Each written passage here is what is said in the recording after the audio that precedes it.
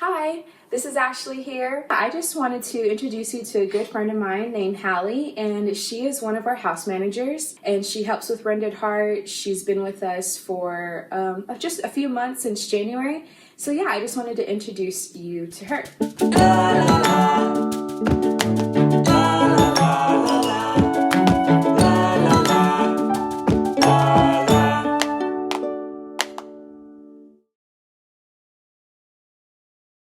So, Halle, could you tell us a little bit about yourself? I'm from Oklahoma. My parents were foster parents, and then my mom actually helped women in crisis. So yeah, it's given me a huge heart for it. Worked in ministry for several years in high school, and then I did an internship at Hope City a couple months ago, and so that's how I came to KC. And I actually met Ashley at a worship function, and yeah, that's how I kind of got involved with Rended Heart. Yeah, that's right. I forgot about that.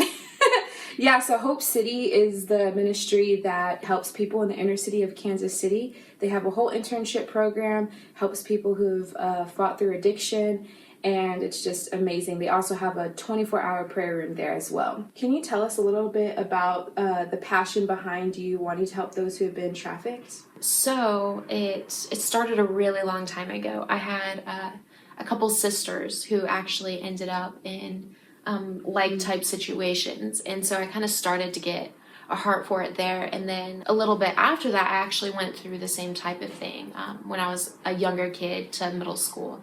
And just from my own personal abuse and seeing my sisters and then seeing my mom work with ladies going through it, it really gave me a heart for it, and just like wanting to see people redeemed where they thought they could never be redeemed, and where they thought it was so dark no one would ever come for them. And so yeah, seeing that darkness redeemed is a big part of like why I want to do this, and like why I'm so driven to work with these women and the different situations they come from. I love that. I love the part of where you talk about just, you know, we definitely encounter women who have come from really extreme backgrounds that are pretty intense, and it's interesting how they might feel hopeless and feel like there's no way out. But I love how you said that, because I feel like Jesus through us helps them see that there is hope and there's a way out.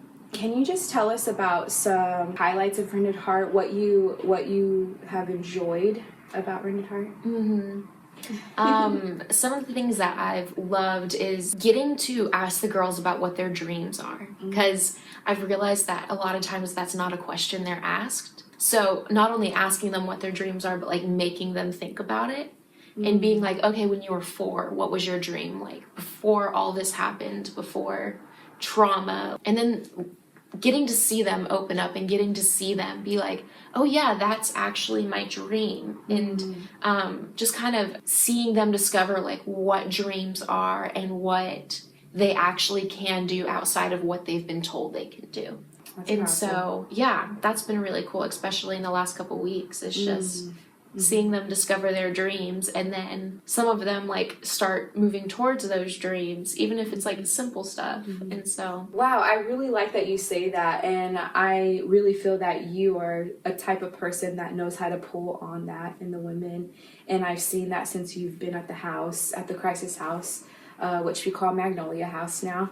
But I really feel like you do have a gift of really pulling on the gifts that God has originally put in these women. It's so good. What are some challenging things that you have had to face with serving at Rended Heart? I mean, I guess there's a lot of challenges. Most days it's great, but there are those hard days, specifically when the women like themselves feel boxed in. And a lot of times it's from trauma, and a lot of times like there's nothing you can do about it, except for pray with them and talk to them, of course. But I would say those are the hard days where like you can't get them to see light, because you know you're not them. You can't make them do anything.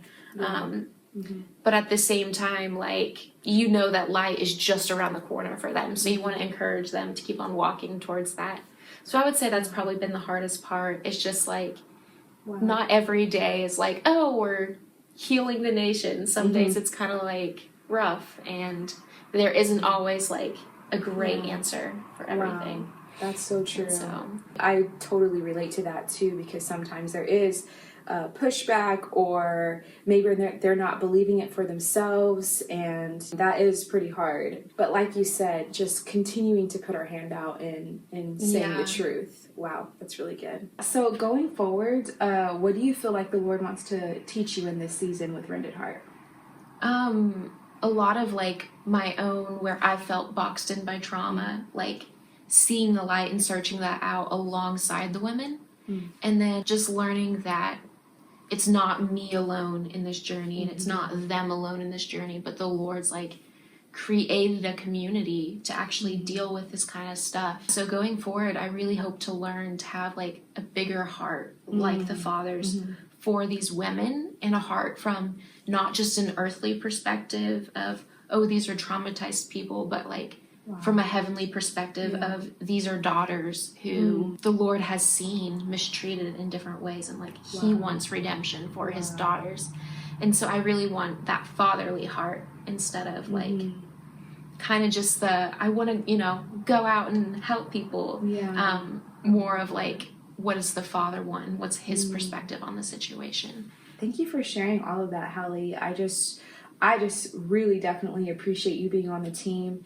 And I just got to say that she has been such a great help to Rended Heart, and has taken such a load off of me and Denise, and just what she brings to the team. And also it makes all the difference when her heart is just so for the Lord, and loves the Lord, and desires to see his purposes. So thank you so much for coming out. I really appreciate you taking time to do this video. Seriously, I really do.